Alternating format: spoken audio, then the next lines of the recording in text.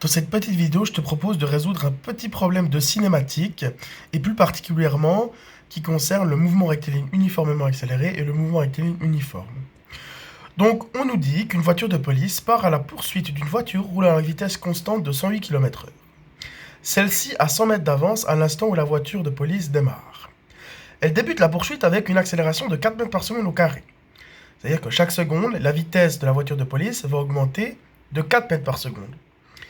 Alors, cette accélération-là, cette phase d'accélération dure 8 secondes. Et ensuite, la voiture de police continue à vitesse constante. C'est-à-dire qu'on passe d'un MRUA, donc d'un mouvement rectiligne uniformément accéléré, à un mouvement rectiligne. Dans un premier temps, on nous demande de calculer la distance entre les deux voitures après 8 secondes de poursuite. Alors, j'ai fait un petit schéma. Donc, évidemment, c'est un schéma, hein, donc qui n'est pas censé être une œuvre d'art. Donc, on a ici l'axe vert qui représente finalement l'axe, qui représente finalement la trajectoire des voitures.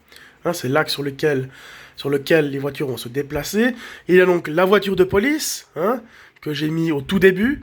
Donc la référence, l'origine du repère est posée là. Hein, donc c'est là où se trouve la voiture de police.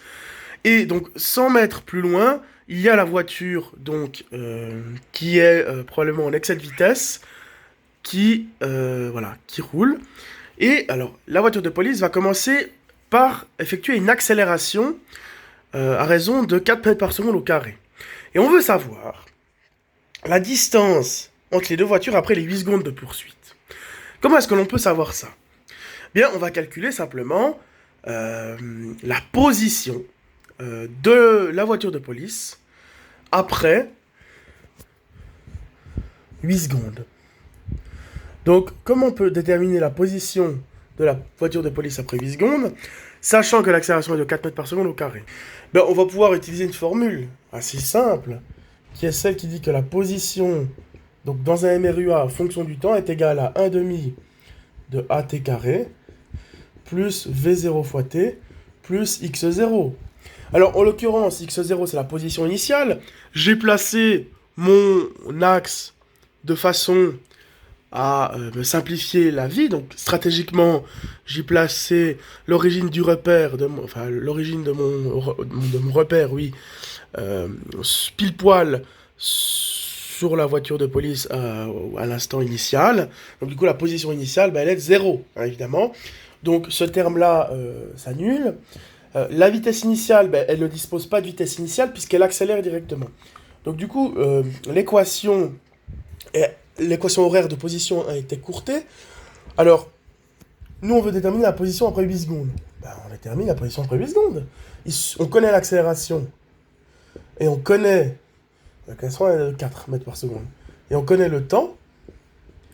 Donc si on fait 8 au carré fois 4 divisé par 2, on peut obtenir la distance, la position, la nouvelle position de la voiture de police. Ce sera 128 mètres. Voilà. Alors évidemment, la voiture noire continue avec une vitesse constante. Il n'y a pas de délit de fuite, entre guillemets, c'est-à-dire qu'elle ne va pas accélérer lorsqu'elle va voir que la voiture de police accélère. Donc, qu'en est-il du mouvement de cette voiture? C'est un mouvement rectiligne uniforme. Et comment est-ce qu'on peut déterminer la position qu'elle aura bien simplement après 8 secondes de trajet? Bien, là c'est un mouvement rectiligne uniforme. Donc, la formule de la position, c'est position initiale plus vitesse fois le temps. Voilà. La position initiale, elle est de combien? La voiture se trouve 100 mètres derrière la voiture de police. Donc, autrement dit, sa position initiale est de 100. Sa vitesse, elle est de 108 km/h. Alors, faire attention, évidemment, puisque les km/h, c'est pas l'unité internationale de la vitesse. Il faut donc convertir cette vitesse en mètres par seconde. Pour cela, on va diviser par 3,6. On obtient donc une vitesse de 30 mètres par seconde. C'est-à-dire que la voiture parcourt chaque seconde une distance de 30 mètres. Et donc, si chaque seconde, elle parcourt 30 mètres, eh bien, en 8 secondes, elle va parcourir 240 mètres, 30 fois 8. Mais il faut bien évidemment, ici, pas confondre distance et position, puisqu'ici, on s'intéresse aux positions des véhicules. Donc, la position de la voiture noire par rapport à l'origine, ce sera donc 100 plus 240, donc 340 mètres. Voilà. La voiture de police se trouvera 340 mètres de l'origine à la fin de ces 8 secondes. Donc de ce premier mouvement de la voiture de police.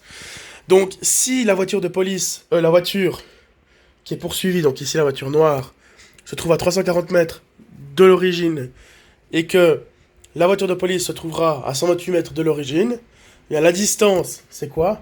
Ben, c'est la différence entre les deux. C'est 340 moins 128. La distance est donc de 212 mètres. Ça veut dire que la distance qui séparera les deux voitures sera de 212 mètres après 8 secondes de trajet. On demande maintenant de calculer la distance parcourue par la police depuis le début de la poursuite et sa durée jusqu'à l'interception de la voiture. Alors, je vais établir les équations horaires du mouvement de la police et l'équation horaire du mouvement de la voiture qui se fait poursuivre, et on verra que ça nous est utile. Donc la position de la voiture de police en fonction du temps, c'est quoi ici déjà comme équation horaire? C'est un mouvement rectiligne uniforme, donc c'est position initiale plus vitesse fois le temps. La position initiale de la voiture de police, c'est de combien? Ce qu'on peut faire ici, c'est comme on débute un nouveau mouvement, je vais y arriver. C'est qu'on peut définir le nouvel axe, l'origine du nouvel axe, pile poil sur la voiture de police. En fait, on décale la position initiale. Ça peut être une possibilité. Ou au pire, c'est pas grave, on prend toujours le même axe qu'avant, et du coup, la position initiale de la police dans le début de ce mouvement, c'est quoi? C'est 128 mètres, puisque elle se situe à 128 mètres de l'origine, on l'a vu tout à l'heure. La vitesse initiale, c'est quoi? Enfin, la vitesse, c'est 32 mètres par seconde, on a dit. Hein? Ah, alors comment est-ce qu'on a déterminé ça? Parce que je le sors un peu du chapeau. Mais comment est-ce qu'on peut déterminer la vitesse finale de la voiture de police? La vitesse qu'elle aura après 8 secondes de trajet. Bien, c'est assez simple. On a une équation qui nous donne la vitesse en fonction du temps dans un MRUA, parce que d'abord elle a fait une accélération, elle a parcouru un mouvement rectiligne uniformément accéléré, pendant 8 secondes. Elle est partie de 0 mètres par seconde, donc la vitesse initiale était de 0 mètres par seconde, et elle avait une accélération de 4 mètres par seconde au carré. Donc du coup, après 8 secondes, quelle sera sa vitesse? C'est facile, on fait l'accélération, donc 4 fois le temps, 8, plus la vitesse initiale, c'est 0. Donc ça fait 32 mètres par seconde. Il y a un 2 là, mon 32 mètres par seconde. Voilà. Donc voilà, là j'ai l'équation horaire de la position de la voiture de police par rapport à l'origine, en fonction du temps, donc c'est dans la deuxième phase de son mouvement. La position de la voiture, en fonction du temps, c'est quoi? Quelle est sa position initiale? On a vu qu'elle se trouvait à 340 mètres de l'origine, au début du deuxième mouvement. Enfin, en l'occurrence, elle a toujours eu le même mouvement, mais on a séquencé en deux. Donc du coup, la vitesse est toujours 30 mètres par seconde. Voilà. Alors en quoi c'est utile d'avoir établi les équations horaires de position des deux véhicules?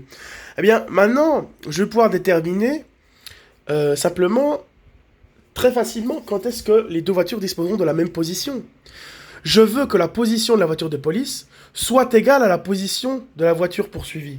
Donc autrement dit, je veux que ceci soit égal à ceci. Donc je veux que ceci soit égal à ceci. Je vais déterminer le T qui permet aux positions des deux voitures d'être les mêmes. Donc, combien de temps il faudra attendre pour que position de XP soit égale à la position de XV? Donc, je veux que cette égalité soit là. Donc, du coup, je veux que 128 plus 32T soit égal à 340 plus 30T. Alors, je résume une petite équation, hein. L'inconnu, c'est T. Je fais moins 30T d'abord.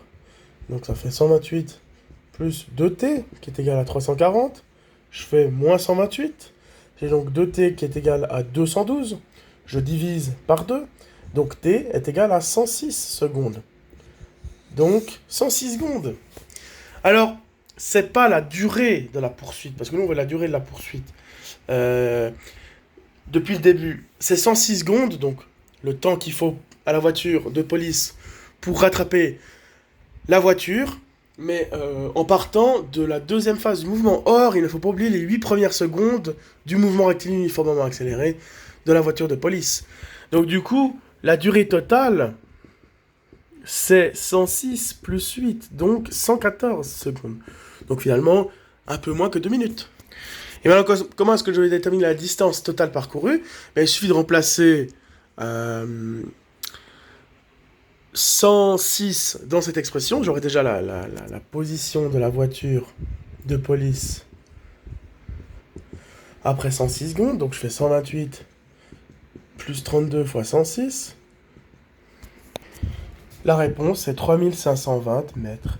La position de la voiture de police après 106 secondes, bien c'est 3520 mètres. Donc finalement, elle aura parcouru, puisque elle parcourt déjà une certaine distance, elle parcourt déjà 128 mètres, ici, puis elle parcourt encore une certaine distance, elle se trouvera à la fin à une position de 3520 mètres.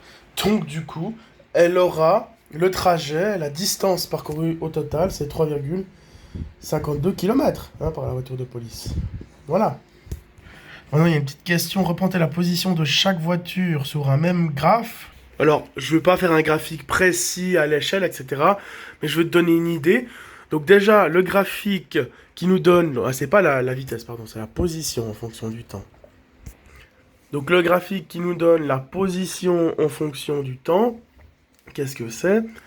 Pour la voiture qui se fait poursuivre, bien, elle est toujours en MRU. Donc du coup, la représentation graphique, c'est une droite comme ça. On part pas à l'origine puisqu'elle se trouve, on se rappelle, 100 mètres à 100 mètres de distance de la voiture de police, donc de l'origine qu'on avait définie. Donc la voiture qui était noire dans mon petit schéma, elle poursuit toujours le même type de mouvement, un mouvement rectiligne uniforme, donc c'est une droite, voilà, qui représente la position en fonction du temps. En ce qui concerne la voiture de police, c'est un petit peu différent. D'abord, elle a un mouvement rectiligne uniformément accéléré, donc du coup, c'est une petite parabole, un morceau de parabole. Et ensuite, elle a une vitesse constante et elle est en MRU. Donc du coup, ce serait ça, le graphique, très globalement. Donc c'est d'abord, on se rappelle que c'est une parabole qui donne la position en fonction du temps, un morceau de parabole si on veut, qui donne la position en fonction du temps lorsqu'on est dans un MRUA. Et dans un MRU, c'est une droite. Et comme la voiture de police, elle fait les deux, ben voilà.